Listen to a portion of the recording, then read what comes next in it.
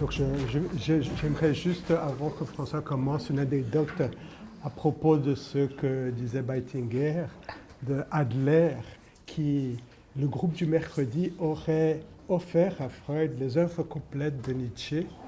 Et Freud refusait de lire Nietzsche avec une certaine peur de l'influence ou même d'un certain plagiat. Mais bon, on suppose qu'il lisait en cachette, Nietzsche.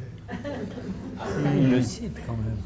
Oui, un petit peu. Oui, je pense qu'il le cite une fois. Oui, il y a quelques fois où la volonté de puissance apparaît, mais pas... Bon, c'est à mon tour.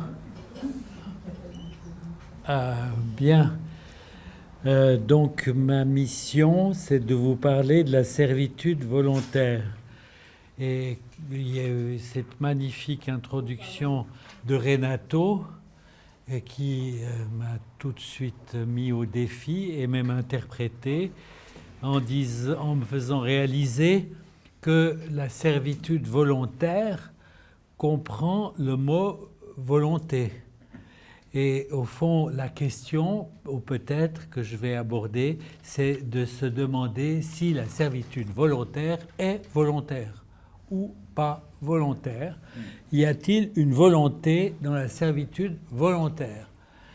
Des questions qu'il s'agirait de discuter. Alors, évidemment, on est dans l'extraordinaire actualité de la servitude volontaire. En tout cas, si on est en train de regarder le monde tel qu'il évolue, on a l'impression qu'il n'y a plus que servitude volontaire. Tout le monde se précipite dans un bureau dit ovale. Et puis, au fond, qui que ce soit, comme s'il n'y avait plus d'autres interlocuteurs, et s'alignent les tyrans, que ce soit en Alaska ou en Chine. Donc, au fond, c'est malsain d'avoir une demande de Renato Seidel d'étudier la servitude volontaire parce qu'on ne voit plus que ça, vous voyez. C'est-à-dire que depuis que je me dis que je dois préparer ça, que je serai avec vous, avec Daisy et Renato et avec Frédéric, j'ai l'impression d'une surinterprétation. J'ai été pris d'une paranoïa interprétative totale. On a l'impression qu'aujourd'hui, il y a pas mal de servitudes et que cette servitude participe à constituer les tyrans qui nous asservissent. Donc, quand même, à partir de là, ce texte de 1576, fragment 1574, je vous traduis pour vous, qui ensuite a trouvé une voie de publication en 1976, d'un jeune homme, comme vraiment... voilà, parce qu'en fait, si c'est 18, après, ça veut dire que c'est déjà 16, que les fragments étaient là. Hein. Donc, une espèce de cri de lucidité qui traverse le temps, quoi. Et cette thèse, quand même un peu adolescente, pourrait-on dire, hein, qui est tellement forte, avec l'idée que le peuple participe à créer le tyran, et qu'en le servant, on s'asservit, cette thèse ne paraît pas complètement dépassée. Je vous lis la Boétie quand il dit « Le tyran n'a d'autre puissance que celle qu'on lui donne ». Donc c'est un don aussi, c'est un cadeau qu'on fait au tyran. Il est incroyable, je lis la Boétie, de voir comme le peuple, dès qu'il est assujetti, tombe dans un profond oubli de sa liberté, qu'il lui est impossible de se réveiller pour la reconquérir. Donc il y a une dimension d'oubli, de refoulement, de forclusion. Je vous laisse travailler. On ne veut rien en savoir, en tout cas. Il sert si bien et si volontiers qu'on dirait à le voir qu'il n'a pas seulement perdu sa liberté, mais bien gagné sa servitude. Donc dans cette idée, il y a effectivement une jouissance, pour le mettre tout de suite tel que vous l'avez pointé dans le développement fantastique de votre exposé. Hein, donc il y a une histoire de gain, de destruction de soi. Hein. Pour autant, vous voyez déjà, la Boétie anticipe lui aussi la pulsion de mort et les développements de Freud. Voilà. Alors bon, dans cette actualité, elle est aussi présente dans ce que j'ai appelé avec François Forestier dans la dévoration numérique. On a publié un livre, La dévoration numérique, l'idée d'une dévoration érysichtionne dans les mythes et même dans la Divine Comédie, quoi, qui est cette dévoration, par exemple avec les GAFA, comme on dit, Google, etc., une servitude qui s'installe à son insu, parce que là, bon, servitude volontaire. C'est pour ça que je dis, est-ce qu'il y a une volonté dans cette servitude, puisque là, elle est à son insu. Hein, c'est-à-dire qu'on accepte sa servitude. On accepte sa servitude, mais est-ce qu'on réalise que c'est une servitude? On finit même par payer pour sa servitude.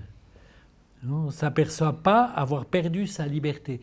C'est majeur avec les GAFA, puisqu'on vous prélève vos données, vous acceptez les cookies, c'est mis ici, Renato Seidel, servitude volontaire. Volonté, pesez sur le bouton.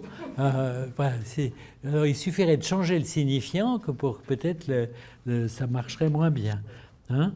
Donc, non seulement on ne s'aperçoit pas avoir perdu sa liberté, mais on pense au contraire avoir aussi perdu sa liberté, mais on pense aussi avoir gagné sa liberté. Parce que ça, c'est au fond une coïncidence majeure. Une perte de liberté est vécue comme un gain de liberté. J'ai toutes les informations, le monde entier qui est chez moi la nuit quand j'ai une insomnie, sur mon divan, une lumière bleue me met en contact avec tout. L'illusion s'est installée. On pense être en connexion avec tous, même si en fait on est pris dans une connexion isolante. J'ai appelé ça comme ça dans ce livre. C'est un isolement. Giuliani da Empoli, l'écrivain homme politique qui a écrit L'heure des prédateurs, parle de la relation à l'IA, à l'intelligence artificielle, comme les Aztèques face aux Espagnols, vaincus par le pouvoir attribué aux Espagnols de Cortés. Ils sont vaincus par le pouvoir qu'il leur attribue, par une fascination. Et ce que dit Giuliano da Empoli, nous sommes tous comme les Aztèques face aux conquistadors de la tech. Donc au fond, avec l'IA, on entre au service de l'asservissement sans s'en apercevoir, avec des tyrans qui sont partout présents, incarnés dans chaque geste du quotidien, dans le détail du quotidien, répercuté à l'infini par l'intermédiaire de chacun. Une servitude où le tyran, finalement, dans cette évolution, là j'ai quitté la scène politique des tyrans télévisuels et politiques, mais s'incarne en chacun. Il y a une dimension du tyran en chacun. On rejoint la problématique du diable. Hein, donc, du diable, le vrai diable, il est en l'homme. Hein, disait Arras à propos dans son petit essai sur le diable, un livre non publié. Il parle de l'antéchrist à Orvieto dans les fraises Signorelli, hein, qui est semblable au Christ et qui met ses mains dans les vêtements. Un diable à visage humain, un diabolique coextensif à l'humain. Et donc, en disant ça, je dis qu'on va discuter de façon critique ce que je dis là, en disant est-ce que je ne suis pas en train de virer au techno-catastrophisme? Parce qu'on est dans une époque où on est distingué entre les technoprophètes qui disent avec ça, on se libère totalement de toute dépendance à qui que ce soit, ou bien les techno-catastrophistes. J'ai été pendant 8 ans, 10 ans en fait au comité d'éthique. Toutes les discussions se partageaient entre les technophobes et puis les technoprophètes, entre les techno-catastrophiques et les technoprophètes. Donc effectivement, il y a certainement un côté pulsion de vie, utilisation de vie de ces moyens nouveaux versus pulsion de mort, une utilisation destructrice. Il faudrait que ça soit pris dans une dialectique.